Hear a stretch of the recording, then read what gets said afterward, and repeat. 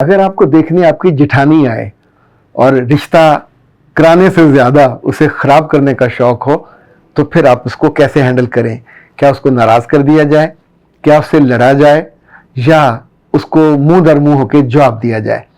ये टेक्निकल मामला नहीं है, ये अकल और दानिश का मामला है, ये आपके मुस्तकबिल का मामला है। लड़ना सबसे आसान, पर लड़ाई से बचना सबसे मुश्किल। और ये मुश्किल कैसे हल की जा सकती है, और ये मुश्किल आप पे आए या आपके किसी प्यारे पे आए तो उसे कैसे निपटा जाए, इस पे हम बात करेंगे। लेकिन आज के मौज़ूआत में आपके ढेर सारे कमेंट्स भी शामिल हैं, चूंकि बहुत दिनों से हमने उनको एड्रेस नहीं किया। तो मैं हूं अख्तर अब्बास, आप सबको मेरा सलाम पहुंचे। खातिन हज़रात, बाद केसेस में जब सास फौत हो जाती है और रिश्ता देखने के लिए बड़ी जिठानी आती है, तो खूब बंठन के आती है, अच्छे कपड़े पहन के, चूंकि उनका मियाँ उस घर का बड़ा होता है। लेकिन याद रखिएगा, इंसान जितना मर्जी बड़े खानदान का बहू हो, वहां ब्याही हो, जो दिल का छोटापन है, 2-3 जगह उसका इजहार और इकरार हो जाता है। अगर आप किसी आने वाली मेहमान को इज्जत के साथ, इकराम के साथ लाना चाहते हैं, तो आपके लफ्ज और होंगे, डिक्शन और होगा, आपका मैनरिज्म और होगा। और अगर आप आते ही उसको ये बताएं कि हमारे घर में आना तो नौकरी छोड़ के आना होगा, हमारे घर में आना तो हमें कोई शौक नहीं है बाहर जाने का, हम में से कोई बाहर खाना नहीं खाता, सो अगर ऐसा शौक है भी तो उसको छोड़ना पड़ेगा। या फिर ये भी कि खाना खाते हुए चंद लुकमे लेने के बाद, खाने को जूठा करने के बाद बाकी उस लड़की को दिया जाए कि जिसने ब्याह के उस घर में जाना हो, तो इसका मतलब क्या है? क्या उसको वो जूठा खाना खा लेना चाहिए या उसको छोड़ देना चाहिए? ये वो अहम सवालात हैं कि जो मुझ तक पहुंचते हैं।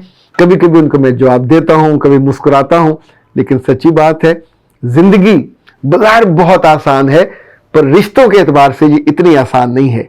एक बात जो मैंने जिंदगी से सीखी कि जिठानी चाहे सोने की हो, बिलाकर होता तो शरीका है।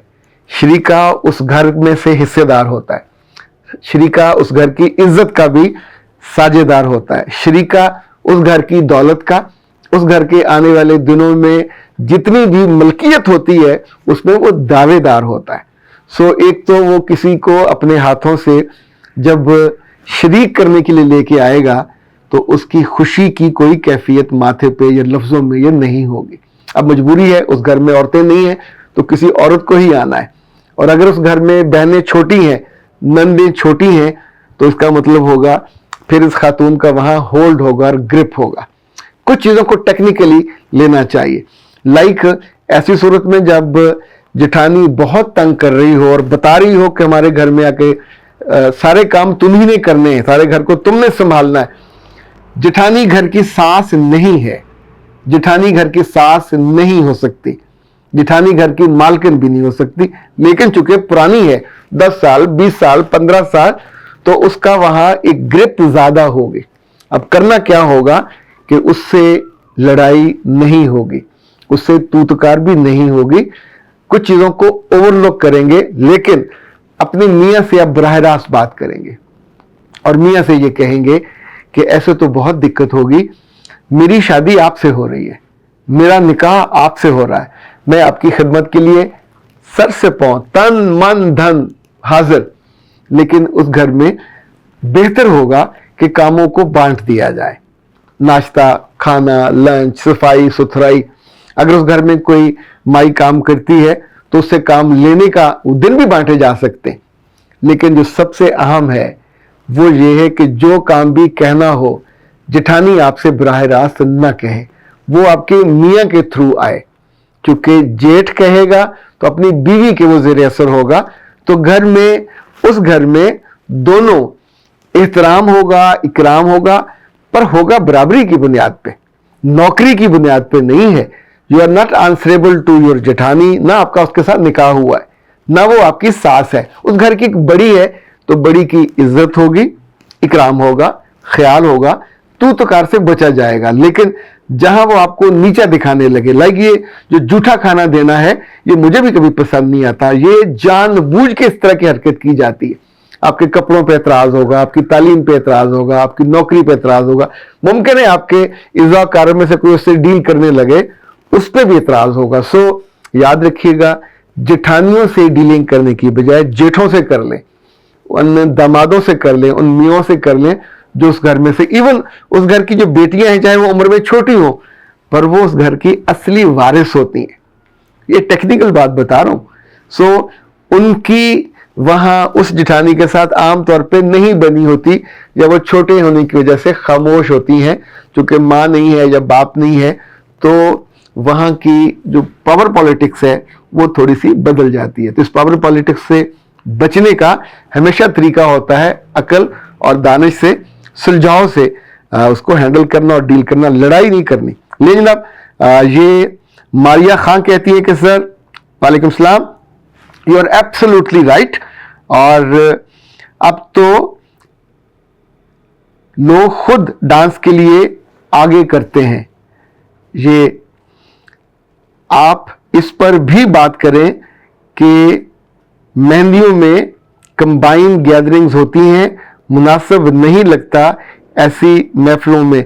मेरे बच्चे, इट्स वेरी इजी, घर के अपने लोग और बहनें अगर कुछ चीज़ों पे स्टैंड लें तो चीज़ें ठीक हो सकती हैं। जब आप स्टैंड नहीं लेते तो उस घर में जो तनज़ली है, देखिए जब स्कार्फ उतरेगा, बुर्का उतरेगा, फिर चादर भी उतरेगी, और उसके बाद फिर डाउन नेक पहना जाएगा, फिर आप कुछ नहीं कर सकते। ये एक तदरीज है, जाते जाते फिर अपने कज़नों के हाथ में हाथ डाल के वहाँ रक्स भी होगा और सब बड़े उसको बैठ के देखेंगे। लेकिन ये सिर्फ रक्स नहीं होता, आपकी अकदार की एक लिहाज से मौत होती है। आने वाले दिनों में चीज़ें जो डिटेरिएट होती हैं, ज़वाल की तरफ जाती हैं, और कोई ना कोई तो उसके लिए जवाबदेह होगा।